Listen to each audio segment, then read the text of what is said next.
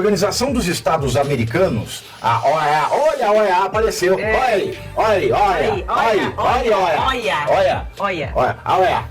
Finalmente caiu a ficha para a imprensa e para a parte da esquerda. O ministro Alexandre de Moraes foi longe demais ao condenar a cabeleireira Débora dos Santos a 14 anos de prisão. Na verdade, nós estamos numa corrida contra o tempo. E eu não sei quem vai vencer, quem vai conseguir terminar o seu objetivo primeiro. O STF vai derrubar, prender e caçar um por um. Fala pessoal, sejam bem-vindos. Começando mais um vídeo recheado de informações importantíssimas. Mas antes, inscreva-se agora mesmo no canal, deixe o seu like e compartilhe esse vídeo com o máximo de pessoas. Assim você vai estar me ajudando demais. Giro na tela e notícias a seguir.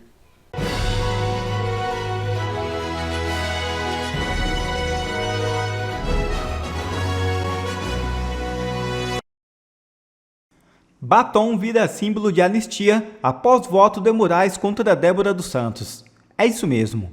O voto do ministro Alexandre de Moraes, do Supremo Tribunal Federal, que propôs pena de 14 anos à ré Débora Rodrigues dos Santos por pichar a frase "perdeu o mané" em uma estátua em frente ao prédio da corte, provocou forte reação nas redes sociais.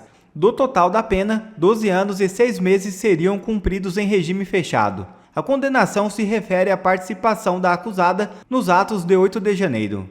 Segundo Moraes, a ação de Débora, ainda que feita com batom, deve ser enquadrada como parte de uma ofensiva organizada contra a democracia e o patrimônio público. A defesa, por sua vez, alegou que a pichação foi simbólica e não causou dano permanente à estátua, reforçando que a acusada usou apenas maquiagem no ato. A decisão do ministro relator do caso da primeira turma do STF foi acompanhada de uma proposta de multa de 100 dias multa, equivalente a 1/3 do salário mínimo por dia. Os demais ministros da turma ainda devem votar até o dia 28.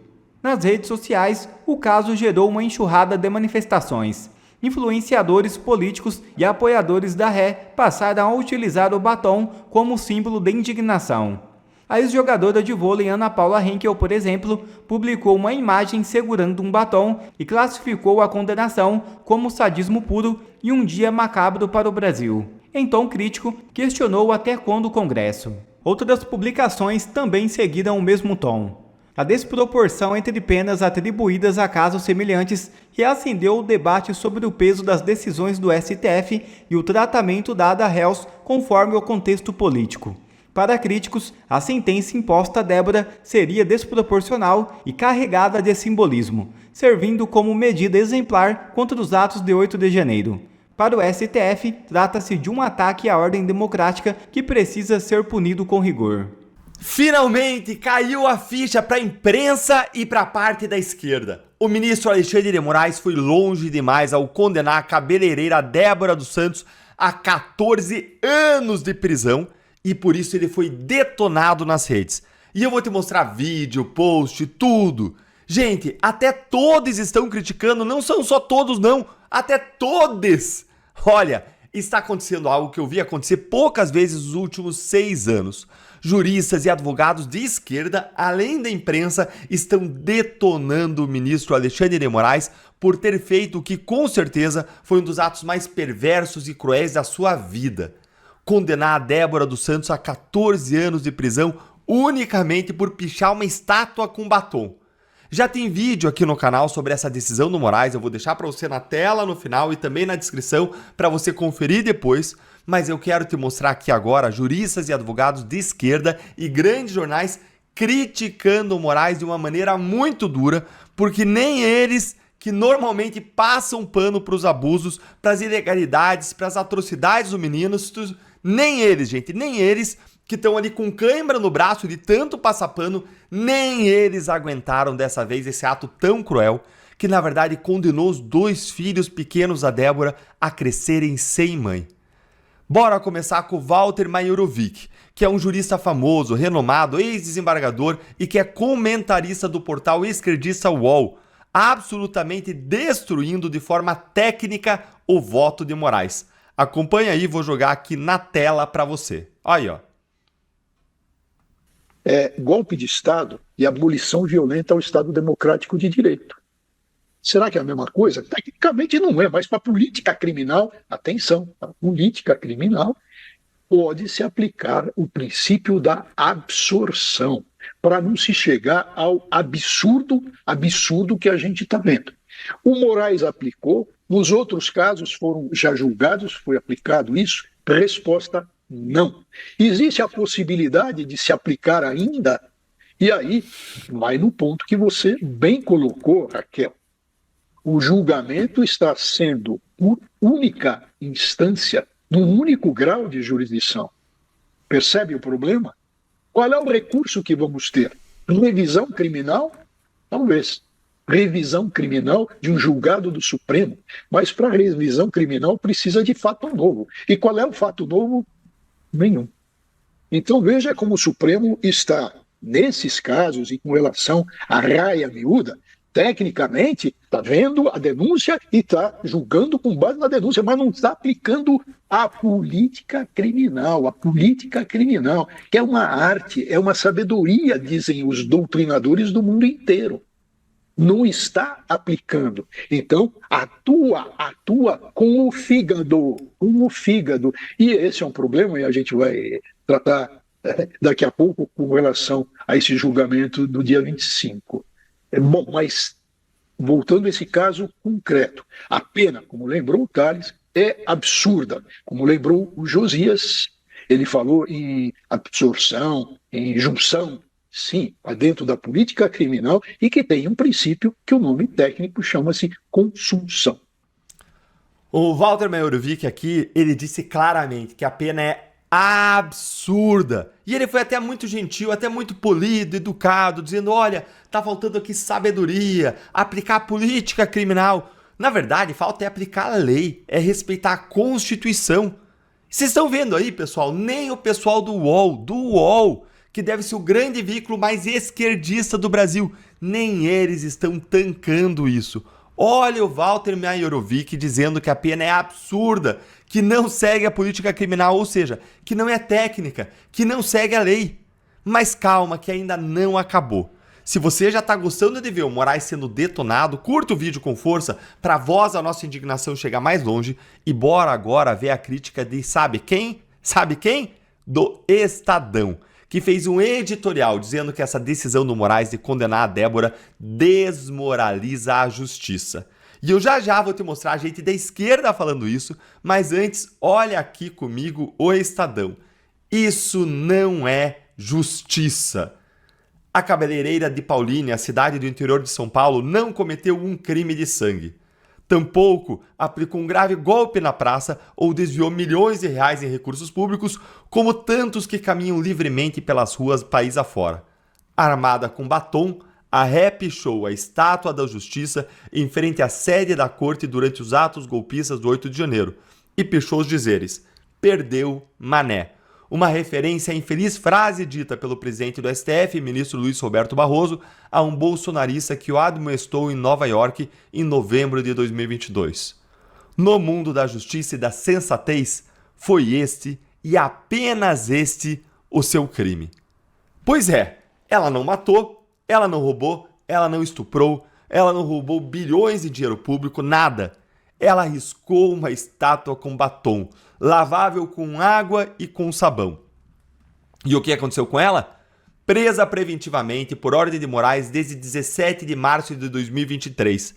A ré agora está prestes a receber uma pena, caso a decisão do relator seja confirmada por seus pares, que ultrapasse muito as penas a que foram condenados criminosos muito mais perigosos do que ela para a sociedade. Por si só, isso abala ainda mais a já desgastada imagem do STF aos olhos de muitos brasileiros de boa fé que acompanham, atônitos, a forma como o STF tem conduzido os julgamentos dos atos golpistas. Gente, olha o consenso que está se formando. É nisso que a gente precisa chegar, em um consenso da sociedade de que o STF está abusando do seu poder, praticando injustiças contra pessoas simples, comuns. Isso é essencial para uma mudança, para uma transformação em 2026, seja com o povo indo às ruas, seja com a eleição de uma maioria de senadores, seja com o processo de impeachment de Moraes. Mas a qualquer pessoa minimamente sensata, imbuída de boa-fé e, sobretudo, senso de justiça, uma pena tão draconiana como a imposta à ré pelo ministro Alexandre de Moraes não passa nem sequer por razoável, que dirá por justa. Lamentavelmente, e não apenas para o STF, mas para todo o país, senso de justiça é algo que faltou ao senhor Moraes no julgamento desse caso. Palmas, Estadão, ó! Palmas! Ah, se todos os editoriais do Estadão fossem assim, hein? Mas a gente sabe que amanhã eles publicam outro editorial, agora elogiando aí algum absurdo do STF que eles elegem para elogiar em algum momento. E aí a gente vai ter que criticar o jornal. Mas bora agora reconhecer que eles estão dizendo uma coisa importante, óbvia, mas muito importante, porque a grande mídia é dominada pela esquerda, 80% dos jornalistas, 80% dos jornalistas, eles são de esquerda no Brasil. Isso uma pesquisa mostrou claramente. Então a gente tem que reconhecer quando se diz isso. Mas bora aqui para a parte dos juristas e advogados de esquerda, que é o momento que você vai se divertir, porque fica claro que eles simplesmente não conseguem lidar com o fato de que eles estão reconhecendo os abusos do Moraes. Eles entram ali em pane, gente, uma espécie de dissonância cognitiva. Dá uma olhadinha aqui nesse post do Herbert Freitas, que já fez várias análises jurídicas do X em que ele critica a Lava Jato, mas ele fecha os olhos para os abusos do Supremo. Mas parece que desta vez não deu. Olha aí. Não acreditei que o ministro Alexandre votaria para condenar a acusada a uma pena de 14 anos só com base na pichação. Peguei o voto, que contém 91 páginas para ler, e fiquei surpreso, pois foi isso o que ocorreu. A única conduta individualizada é realmente a pichação, que pôde ser comprovada pelas fotos em que a ré aparece. De resto, o voto é mera reprodução genérica da fundamentação presente em outros tantos votos relacionados ao 8 de janeiro. A lógica usada pelo relator é a seguinte: no dia 8 de janeiro, aconteceram crimes graves na praça e nas sedes dos três poderes. A ré comprovadamente estava na praça. Logo, ela cometeu todos os crimes.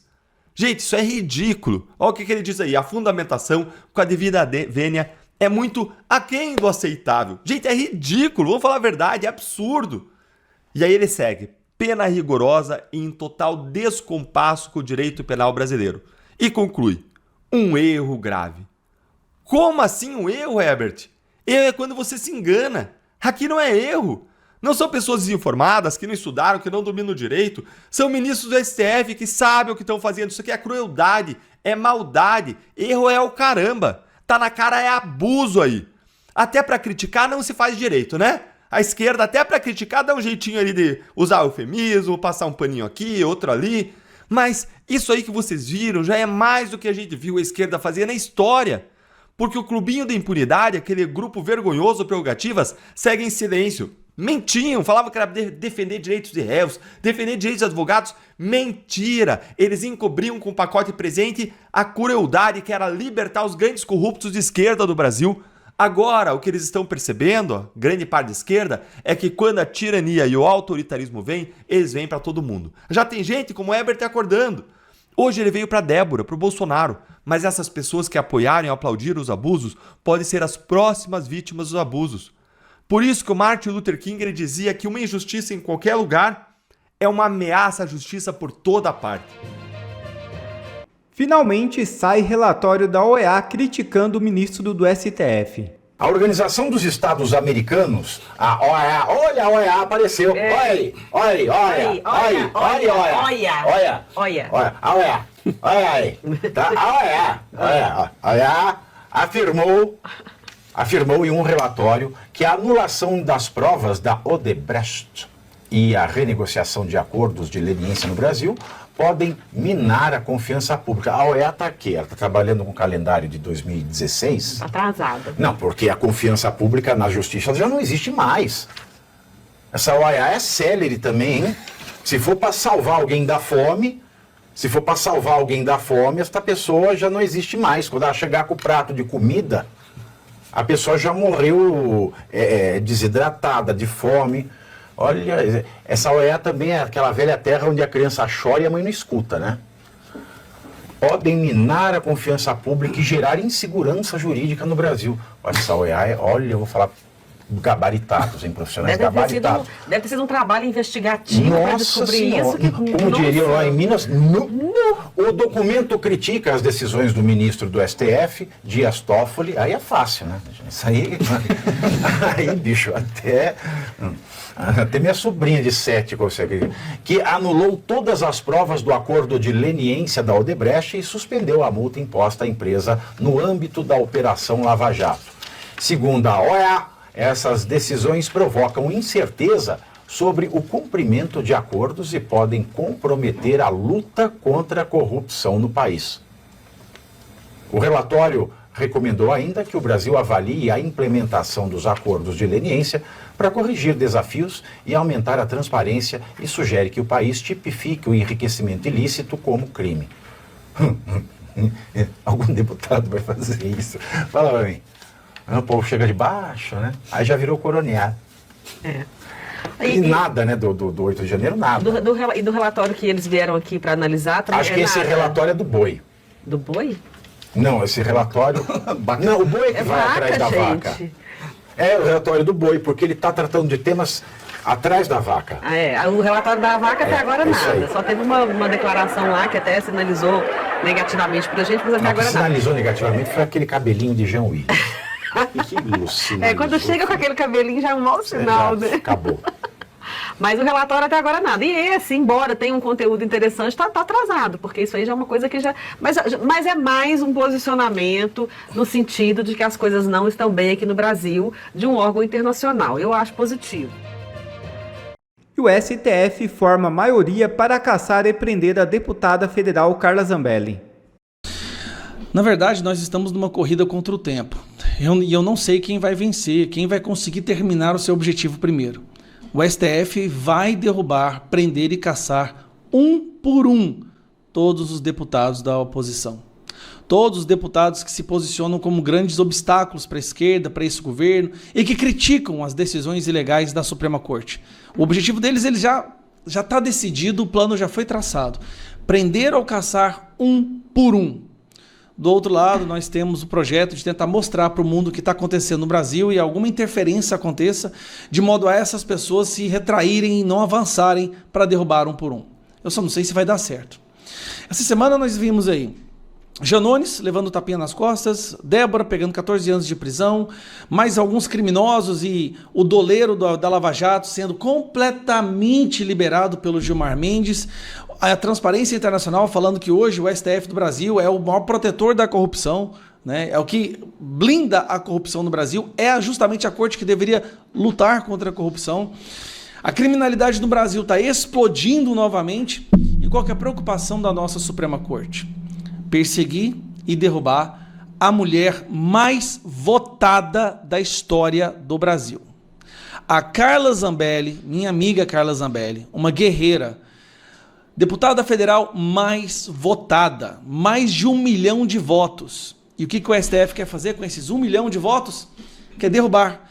Porque a Carla, ela fala demais, né, como parlamentar, porque a Carla não fica quieta. Um por um. Qual que é o crime que a Carla cometeu que eles querem caçar? Vamos lá. STF tem 3 votos para condenar Zambelli a 5 anos e 3 meses de prisão. Lembrando, não é só caçar, querem que ela seja presa. Mas qual crime terrível? Rachadinha? Roubou dinheiro público? Não. Sabe o que ela fez? Ela, com porte de arma, sacou a arma na rua. Só que ela tem porte e está sendo condenada por porte ilegal. O Supremo Tribunal Federal tem 3 votos para condenar a deputada federal Carla Zambelli pelos crimes de porte ilegal de arma de fogo e constrangimento ilegal com emprego de arma de fogo. Presta atenção. Lembra daquele cara que chegou xingando ela no dia antes da eleição? Ela tinha passado a noite sendo atacada sem parar no WhatsApp. Assim, ela não tinha dormido aquela noite, tinha sido atacada a noite inteira, xingada, ameaças, fotos horríveis de crianças. E aí no dia seguinte um cara foi lá atacar ela, xingar, partiu pra cima dela, xingando verbalmente. E aí rolou uma confusão, ele saiu correndo, ela saiu correndo. Ela agora ela vai ser presa. Eles querem prender a deputada mais bem votada. Agora, presta atenção na loucura. Vocês têm que entender isso aqui. Janones, sai de boa. Cabral, tranquilo. Zé Dirceu, sem problema. Lula, bota na presidência. Carla Zambelli sacou porte legal com porte federal. Ou seja, ela tem porte de arma, ela tem o porte de arma dela, o documento. E agora ela está sendo condenada por porte ilegal, sendo que ela tem o porte. Isso é surreal o que está acontecendo. Ela é só a primeira, vai vir muitas outras pessoas. Eu não sei quem vai ganhar primeiro, sinceramente, eu não sei, porque eles estão vindo para derrubar um por um. Caçaram a deputada mais bem votada da história do Brasil por porte ilegal de arma, sendo que ela tem o porte de arma, enquanto o outro com rachadinha sai andando tranquilamente. Cabral tá fazendo blog aí, indicando vídeo, com 400 anos, foi condenado a 400 anos. Toffoli liberando todas as empresas que tinham roubado na Lava Jato. É brincadeira o que está acontecendo, mas vamos lá. Carla, o que acontecer, nós estamos juntos. Você sabe que você é uma pessoa muito importante para mim, eu te admiro, sempre te admirei.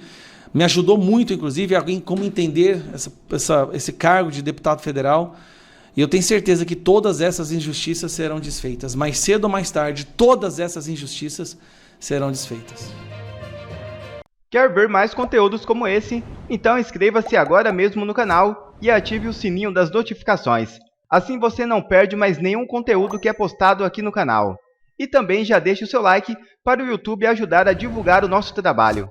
Fico por aqui e que Deus abençoe a todos. Brasil acima de tudo e Deus acima de todos.